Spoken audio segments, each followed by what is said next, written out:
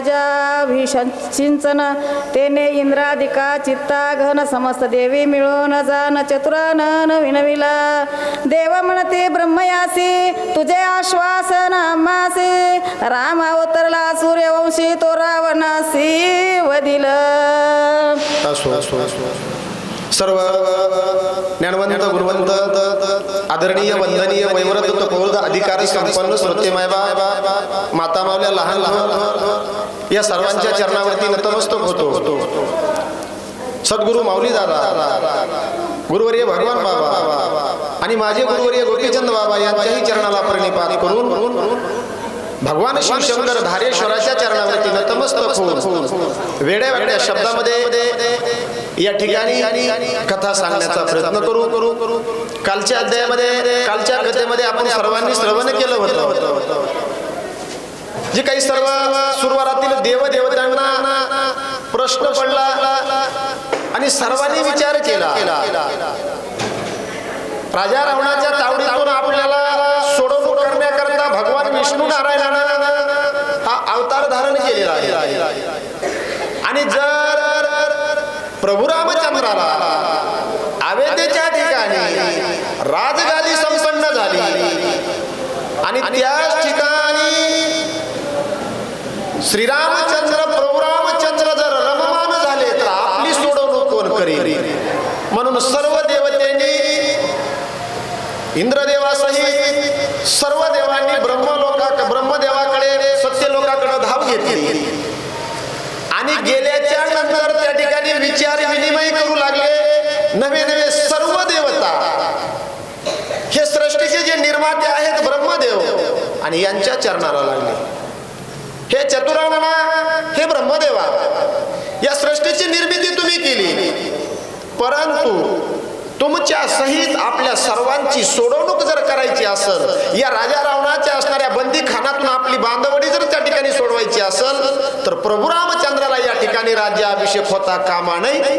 याच्यासाठी काय युक्ती करावी लागल असा विचार सर्व देवतेनी ब्रह्मदेवासमोर मांडला. सर्वजण विचार विनिमय करू लागले. हीच असणारी कथा आजच्या या तिसऱ्या अध्यायामध्ये, अयोध्याकांडातल्या तिसऱ्या अध्यायामध्ये नाथ बाबा आपल्या सर्व श्रोते मायबापांना आपल्याला सर्वांना या ठिकाणी विस्तारित रूपानं सांगू लागले. सपुत्र संबंधू संप्रधान राम करेल राक्षस कंदन तेने देवास बंध मोचन ते मिथ्या वचन हो पाहे. ऐका की ब्रह्मदेवा, अहो प्रभू रामचंद्र जर या अयोध्येतून बाहेर पडले, वनवासाचं व्रत धारण केलं रामानं, तर याच रामाच्या हाताने अनेक जडांचा, जीवांचा, त्या ठिकाणी दगडांचा, पाषाणांचा, नवीन वृक्षांचा उद्धार होणार आहे. सर्वजण वाट पाहतात ब्रह्मदेवा. आणि तेच प्रभू रामचंद्र या ठिकाणी जर रममान झाले तर सर्वांचा उद्धार कसा होईल? अनेक राक्षसांची रवंदळी कोण करणार आहे? अनेक राक्षसांना मुक्त कोण करणार आहे?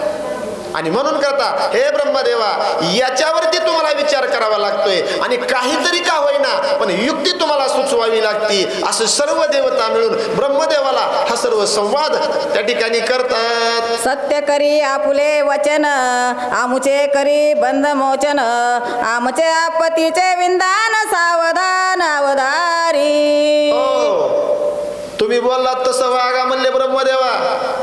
तुम्हीच म्हणलात. त्यावेळेस सर्व देवतेने विनंती केली विष्णू भगवंताला, देवा तुम्हाला अवतार कार्य त्या ठिकाणी अवताराला यावं लागतंय, त्यावेळेस आमची सुटका होती आणि तुम्ही जसं बोललात तसं वागा. त्याच वेळेस आमची बांधवडी, आमची सुटका होती. तुम्ही सांगितलं होतं प्रभू रामचंद्र येतील आणि आमची या राजा रावणाच्या बंदीखान्यातून सुटका होईल, सर्व देवतेची बांधवडी मोकळी होईल. मग हे जे तुम्ही दिलेला शब्द आहे का, मग हे सत्य करा म्हणले. तुम्ही सत्य लोकात राहतात. बोले तैसा चाले त्याची वंदावी पाऊले, जसं बोलला तसं पालन करा देवा, असं सर्वजण त्या ठिकाणी म्हणले ब्रह्मदेवाला आणि बोलू लागले. इंद्रवारी चंद्र छत्रधारी यम पाणी वाहे घरी वायू सर्वदा पूजे ओसरी विधी ते करी दळकांड. काय देवा, बघा हे राजा रावणाचं कार्य होतं, या बाबांनी सर्वाला कार्याला लावलं होतं. दळण कांडण करण्यासाठी काही देवता होते, वायुदेव तिथलं झाडून काढण्याकरता होते, गजानन बाप्पा आपले गणपती म्हणले त्या ठिकाणी गुरं राखण्यासाठी होते, पुढे येणार आहे वर्णन. हे सर्व देव त्याला कार्याला गुंतवलं होतं या बाबानं, प्रत्येकाला काम सांगितलं होतं, काही करता येत नव्हतं. आणि म्हणून म्हणले ही जी काही आम्ही बंदीखान्यामध्ये अडकलेलो आहोत देवा, किती वेदना तुम्हाला सांगावं, काय आम्हाला दुःख या, काय हा राजा रावण आमच्याकडून कार्य करून घेतो या. आणि म्हणून या बंधनातून आम्हाला मुक्ती होण्याकरता प्रभू रामचंद्राला या ठिकाणी यावं लागतं या. आणि आल्याच्या नंतरच आम्हाला रामच मुक्त करू शकते. मात्र ब्रह्मदेवा आमची काय अवस्था आहे जरा नीट ऐका. सर्व देवता पुढे बोलतात. अश्विनी सुनो दोन्ही तिही परिमळ द्यावे स्त्रिया लागोने, विलंब होता दक्षिणे दासी धावणे दुससी ते. विलंब होता तत्क्षणी, थोडा जरी वेळ झाला का म्हणले त्या दासी धावतच यायच्या.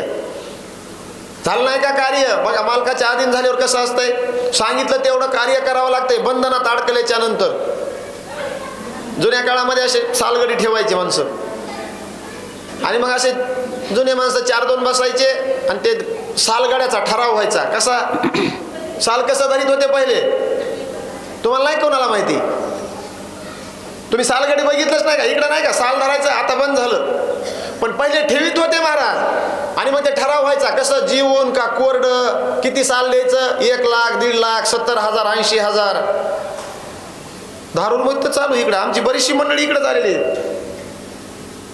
खिंडे महाराज, बरोबर आहे का. आणि मग तसं म्हणले त्या मालक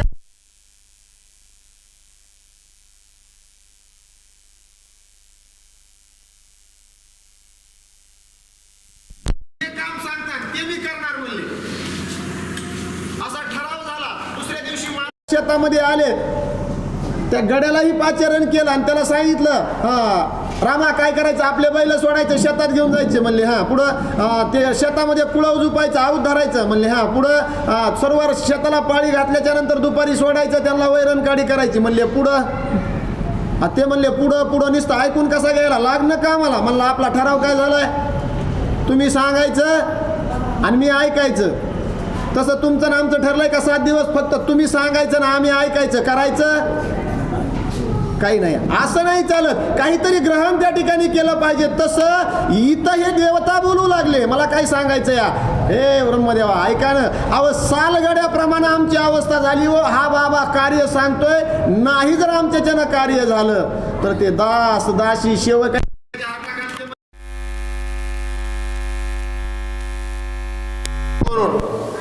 आणि म्हणून देवा या बंधनातून आम्हाला मुक्त व्हायचंय हो. म्हणून करता या रामाला या अयोध्येच्या राजगादीवरती स्थानपन्न होऊन चालणार नाही. आमच्यासाठी या रामाला वनवास धारण करावा लागेल, आमच्यापर्यंत यावं लागेल. हे ब्रह्मदेवा अशी काहीतरी युक्ती करा जेणेकरून हे राम या लंकेच्या ठिकाणी येतील आणि या राजा रावणाच्या बंधनातून आम्हाला मुक्त करतील. अशी सर्व देवता हात जोडून सत्य लोकांमध्ये ब्रह्मदेवाकडे विनंती तर करू लागले, पण आपापली अवस्था सांगू लागले. माको आसे तराळी सटवी बाळांती प्रक्षाळी, रात्री जागर घाली कराळी, मेस कोबळी शोभने का. सटवीला काय काम लावलं होतं म्हणले, सटवी बाळांतपण करत होते, लंकेमध्ये राजा रावणाच्या ताब्यात होत्या. सटवी अक्षर टाका येते का नाही, कोणत्या दिवशी येते, 5वीच्या दिवशी. सटवी चाली का पुढचं नाही का तुम्हाला, कधी नाही चुका, कधी ना चुका असं म्हणतात का नाही. हा जी जे लिहिले संचिती ते न चुके कल्पांती. मी तर कालच सांगून दिला, अन्न मान धन हे तव प्रारब्धा.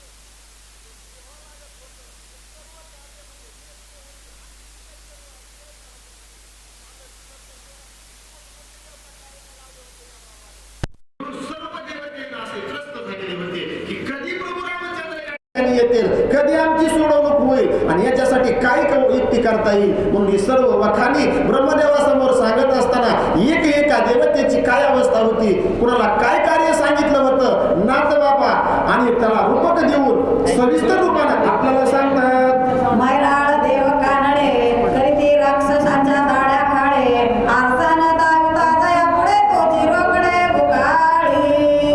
बघा मौळ देव होते म्हणले कानडे, मौळ नावाची एक देवता होती तिथं, त्यांना तर असं भारी काम दिलं. माणसामध्ये पशुमध्ये कोण हुशार आहे, प्राण्यामध्ये कोण हुशार आहे? कोला कोला बघा कसा सटकतो बाजूला बोलल्याबरोबर, पण म्हणू का नको माहिती असतंय सगळं. हुशार आहे त्याने सध्या उत्तर दिलं, फक्त आवाज जास्त जाऊ नये, कशाला बोलायचं काय करायचं. वारीक वारीक नावी वारीक असणारा हुशार असतो. मग तसं म्हणले या ठिकाणी ही सर्व असणारी अवस्था कुणाची सांगू लागली, ह्या देवतेची सांगू लागली, ह्या राक्षसांच्या दाड्या करायला लावलं होतं आणि त्याच्यामुळे त्रस्त झाले होते. ते म्हणले नाही महाराज, आता आमची सोडवणूक करावी लागते, आता आमची बांधवडी सोडवावी लागते म्हणले. आणि काही युक्ती करा, कशीही युक्ती करा, तुम्ही काय करा लवकरात लवकर या बाबाच्या तावडीतून आमची सुटका होईल, हे सर्व आम्हाला कार्य करावं लागतंय. अशी सर्व देवता त्या ठिकाणी ब्रह्मदेवासमोर हे आपापलं जे दुःख आहे हे दुःख सांगू लागले.